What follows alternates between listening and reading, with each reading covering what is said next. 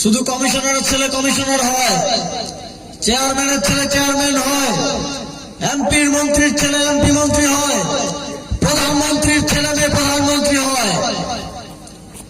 আপনারা কি চান না একদিন এমন সময় আসবে যেদিন আপনার কোন সন্তান এমপি হবে?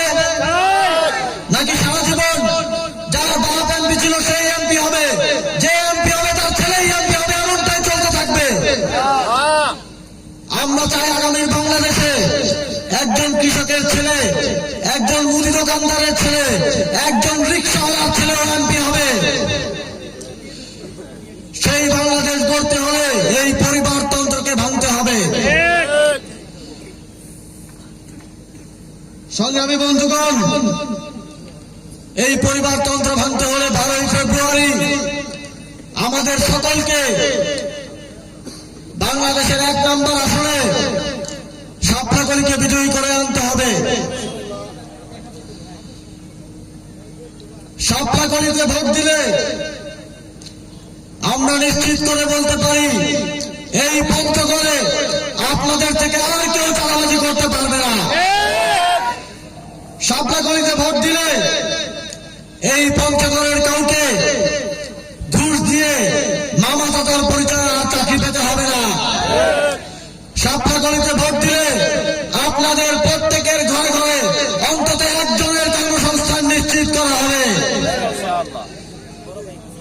সাপলাকলিতে ভোট দিলে আপনাদেরকে চিকিৎসার জন্য অনেক দূরে যেতে হয়।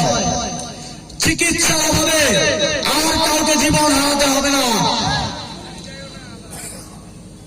সাপলাকলিতে ভোট দিলে আগামীর বাংলাদেশ হবে ন্যায় ও ইনসাফের বাংলাদেশ।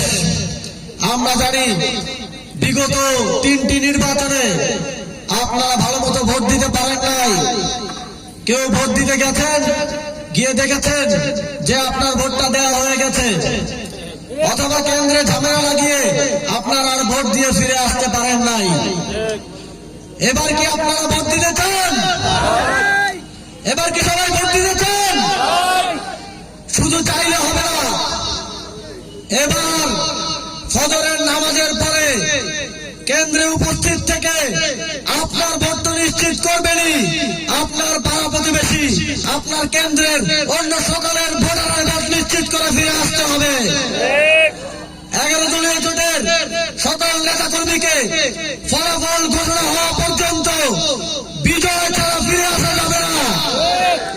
আপনাদেরকে মনে রাখতে হবে, একদিনের পরিশ্রম আপনাদের 5 বছরের শান্তির কারণ হতে পারে।